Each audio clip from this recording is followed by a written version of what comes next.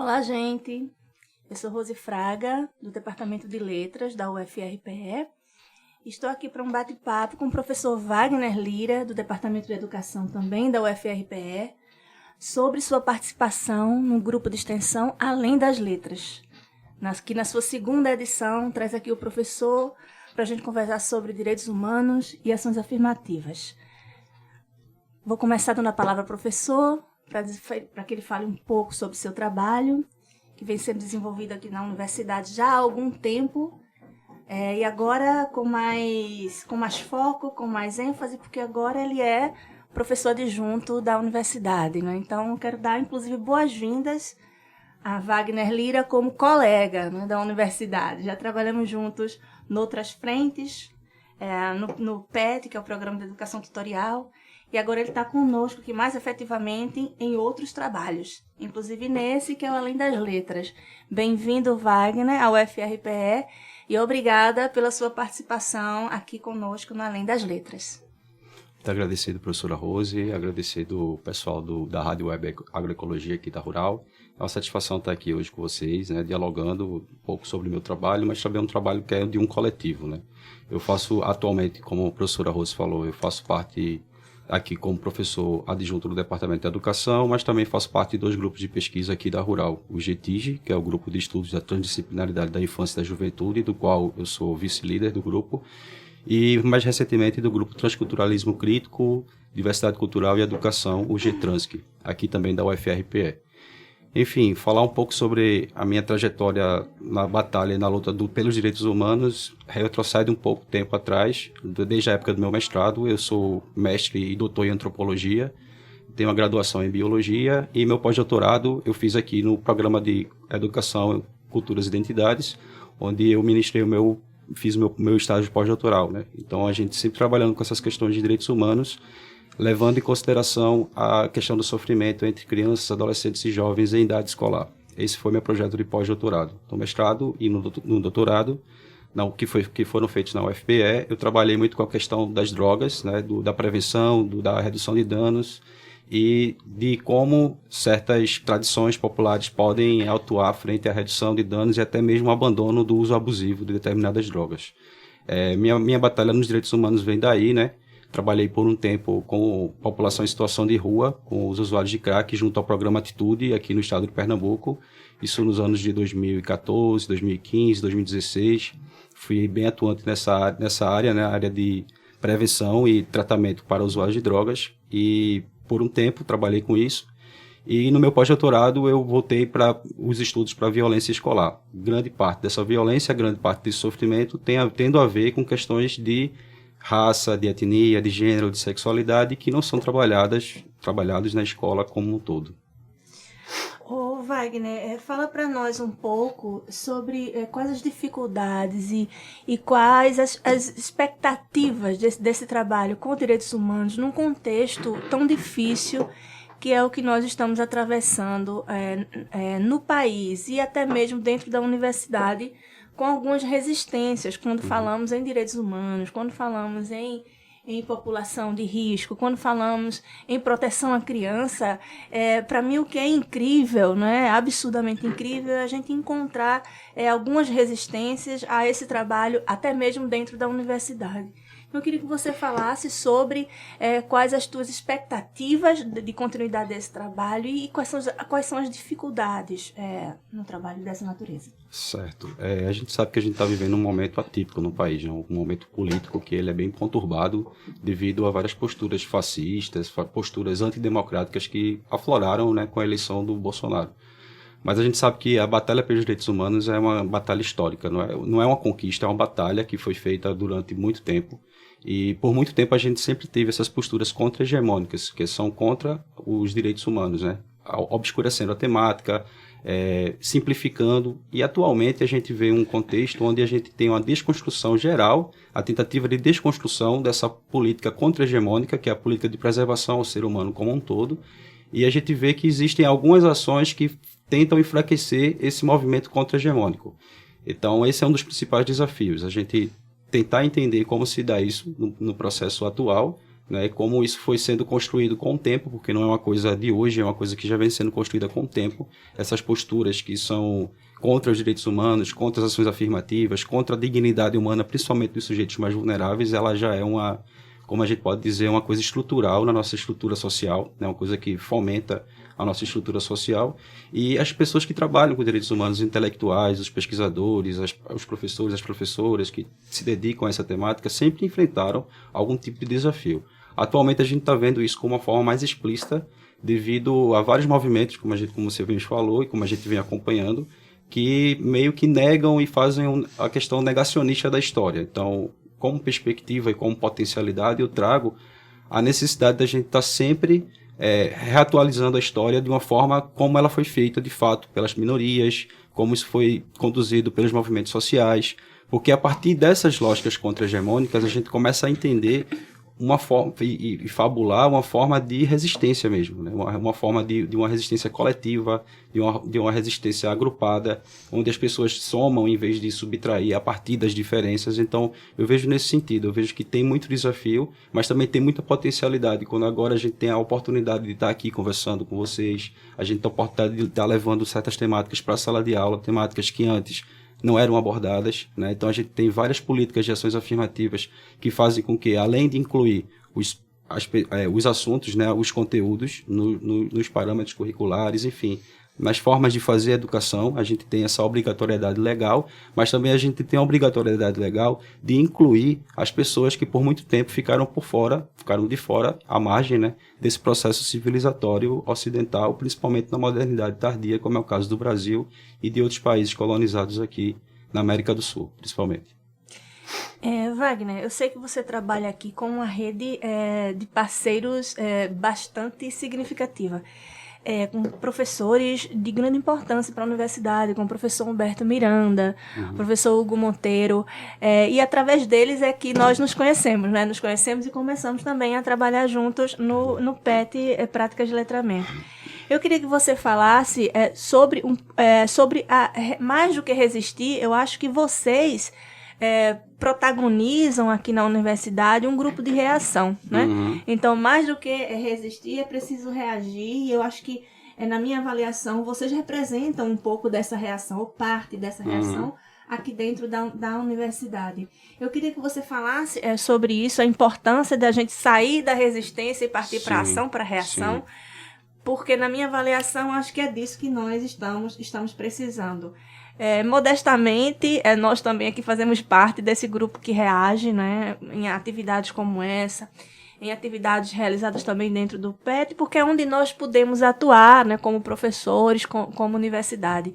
Então, eu queria que você falasse sobre sua visão, sua compreensão do que vocês representam aqui, do que a universidade representa como transformação política e reação dentro desse contexto. Perfeito. A gente sempre fala, né, que resistir é existir, né? E uma existência que faz com que a gente não cruze os braços. É uma resistência de existência na sala de aula, quando a gente introduz certas temáticas, quando a gente faz os projetos de extensão, quando a gente sai da universidade e cria redes de ramificação, onde essas posturas contra-hegemônicas em defesa da democracia, em defesa dos princípios do direito, em defesa do ser humano como um todo, ele possa ser acoplado no cotidiano das pessoas. Até uma visão dialética de Marx, né, onde a gente está fazendo realidade com a mudança, a gente faz história com a nossa vida, né, com o nosso cotidiano. Então, além dessas ações extensionistas, eu, pelo menos, e alguns professores, como você mesmo falou, o professor Moisés, o professor Hugo Monteiro, o professor Humberto Miranda, a gente faz essas ações e como se isso fizesse parte do nosso cotidiano mesmo, entendeu? Transmitindo mensagens, disponibilizando materiais, procurando dialogar com a sociedade, não ficar apenas nos ciclos universitários. Assim, a gente sabe que os ciclos universitários eles são importantes, mas é importante que a gente exporte e mostre essa tecnologia para a sociedade como um todo. Não apenas nas ciências humanas, mas acredito que em todas as ciências elas têm muito a contribuir com esse diálogo com a sociedade. Porque por muito tempo a nossa universidade pública foi um lugar e um espaço elitista, né? A gente sabe que historicamente são universidades que são ocupadas por quem tem um poder aquisitivo maior, né? As classes populares sempre ficaram de fora. com as políticas de ações afirmativas, como eu falei, principalmente as políticas de cotas, a gente começa a abrir o espaço da universidade para pessoas que nunca tiveram acesso a essa universidade, né? E aqui dentro a gente fazer os coletivos, dialogar, fazer os eventos, como vamos ter o evento de hoje, né? Sempre procurando expandir essa rede para além da universidade, não ficar apenas restrito em nossos estudos, né? Que são importantes também, mas que isso seja apropriado pela sociedade como um todo. Hoje mesmo vamos ter a participação da Escola de Referência Euridice Cadaval de Itapissuma, e vem o gestor e vem alguns professores de áreas distintas, vão participar aqui conosco do Além das Letras, porque o nosso interesse, inclusive, é levar uma das edições do Além das Letras para Itapissuma, para a Escola Euridice Cadaval, que já é parceira nossa noutros momentos aqui, como o Vivências, que é idealizado pelo PET Políticas Públicas, como o LECID, idealizado pelo PET Letramentos. A escola já participa conosco e agora está também no nosso grupo Além das Letras. Só para fazer justiça aqui ao professor Moisés, é o professor Moisés de Melo Santana, de que falamos, né? Sim, então, vamos fazer justiça a ele. Falamos professor Humberto Miranda, professor Hugo Monteiro e agora professor Moisés de Melo Santana, também uma grande referência aqui na universidade, para todos nós, no trabalho com educação étnico-racial e direitos humanos, um trabalho de referência aqui para nós. Qual a tua expectativa de participar agora num grupo que é idealizado pelo curso de letras, né? Você já vem comigo, que também sou de letras, mas o meu grupo PET é interdisciplinar. Mas agora é um grupo de letras. O que é que você pensa? O que é que esse pessoal de letras está fazendo com esse curso? Trazendo um tema como esse? O que é que você está pensando? Qual é a tua expectativa? Bem, minha expectativa é das melhores, né? Eu vejo assim, eu já tenho contato com o curso de letras já há 2 anos e meio. Quando eu iniciei meu estágio pós-doutoral aqui na Rural, eu peguei algumas disciplinas, principalmente a disciplina Fundamentos de Educação, junto com o professor Hugo Monteiro Ferreira, onde eu pude entrar em contato um pouco com a realidade do curso. Então, é um curso que eu tenho já uma trajetória com eles e com vocês também, né, com os projetos de pesquisa que a gente vem desenvolvendo. E eu vejo assim, de uma tremenda importância, porque quando a gente fala de letras, a gente fala de letramento, fala de códigos simbólicos, a gente fala de cultura, né? Então eu acho que tem muito a ver com a antropologia, quando a gente começa a trazer a perspectiva de que certas culturas de opressão, elas são acopladas na nossa estrutura social com o tempo, né? E isso também é uma forma de letramento para a opressão. Enquanto a gente vê as políticas de ações afirmativas, as políticas voltadas para os direitos humanos, também como uma outra forma de letramento, que é uma forma de letramento contra-hegemônico, como eu já falei. Uma forma mais coletiva, uma forma onde a gente... que justamente é o que a educação no século XXI nos propõe. O professor Edgar Morin, né, que é o professor também Boaventura Souza Santos, que hoje está em Caruaru, né, no seminário lá, esses pesquisadores, eles sempre estão trazendo para a gente uma nova perspectiva, uma nova forma de ver a educação que supera a questão disciplinar, uma nova forma de ver a educação que dialogue com as culturas tradicionais, principalmente, como dizia o professor Boaventura, né, as epistemologias do Sul, os nossos conhecimentos tradicionais, os nossos mestres, a nossa cultura popular. Tudo isso é muito enriquecedor para a gente formar esse foco de existência e resistência, como eu falei. Porque, atualmente, as políticas antipovo, né, antidemocráticas, elas estão querendo atacar esses coletivos como se esses coletivos surgissem agora para fazer balbúrdia. Mas não, quando a gente vai para a história do Brasil, a gente vai ver que desde que o colonizador pisou aqui no país, existiram movimentos sociais contra-hegemônicos, como é o caso dos indígenas, como é o caso dos negros escravizados que vieram da África na forma de quilombos, como é o caso das ligas comunitárias da educação do campo. Então a gente vê que essa cultura contra-hegemônica ela vem sendo construída desde o início do Brasil, né? Desde a colonização, do saque, da invasão do continente americano. Houve esse tipo de movimento hegemônico, né? Mas também sempre houve a contra-hegemonia, porque a contra-hegemonia fazia com que meio que amortecesse as brutalidades, tanto na época colonial, tanto na época imperial, tanto na época republicana, que onde a gente está atualmente também na república mais contemporânea, por assim dizer. Mas, assim, por outro lado, sempre existiam movimentos de resistência que precisam ser enaltecidos, porque nosso povo não é feito apenas pelo colonizador branco, né? Nosso povo tem uma pluralidade, uma multiplicidade cultural que nunca foi reconhecida oficialmente. A gente sempre procurou colocar essas diferenças e dizer que nós somos brasileiros, né? Nós não somos Não temos cor, não temos raça, não temos etnia, não somos brasileiros. Mas que brasileiros são esses que somos, né? Que representamos a nossa identidade nacional, né? Que brasileiro é esse que por muito tempo a gente estudou nas aulas de história da escola? Um brasileiro que muitas vezes não se reconhece com essa brasilidade, porque a gente tem várias brasilidades. E uma educação para o século XXI, principalmente aqui na América do Sul, ela procura levar em consideração essas outras formas de ser humano, essas outras formas de identidade, que também podem ser vistas e precisam ser vistas enquanto complementares ao processo democrático, e não enquanto coisas que a gente tem que excluir para existir uma democracia. A diferença ela precisa ser englobada de uma forma que reconheça essas diferenças e não a gente exclua. Então eu vejo o curso de letras enquanto uma possibilidade da gente também contar essa história que aconteceu e que por várias questões a gente não conhece, desconhece. A tua fala vem mesmo ao encontro do que a gente está fazendo aqui, né? No Além das Letras, porque é para muito além da língua, né? Ou das letras. Mas é pela língua que a gente reconhece e que a gente toma conhecimento dessa história, dessa cultura. É pela literatura, é pelo que ficou nos jornais, é pelos documentos oficiais. Então, o quanto que a língua diz muito mais que a própria língua. É isso que a gente trabalha também no curso de letras, na história, que não apenas da língua, mas a história que a língua conta sobre quem somos nós, o que fazemos, o que comemos, o que vestimos, onde moramos, que tipo de relação com os outros tínhamos e temos. Então, tudo é um contínuo e tudo é contado e nos é passado por um registro linguístico.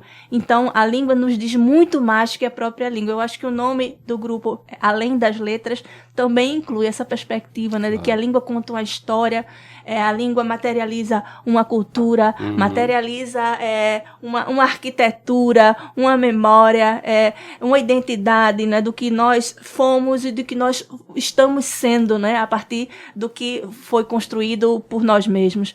Então, eu acho que a tua fala sobre a história, sobre a história da opressão, que nos forma também, que faz parte da nossa construção de brasileiro, é muito importante porque está registrado na língua. Sim. Então, o quanto que estamos próximos e às vezes nos encontramos aqui na universidade em função dos departamentos, em função dos interesses, né, que são particulares de cada um, nos distanciamos, mas temos muitos pontos em comum e podemos, em muitos momentos, trabalharmos juntos, encontrando aí uma interseção entre o nosso trabalho e aí para fazermos um trabalho interdisciplinar.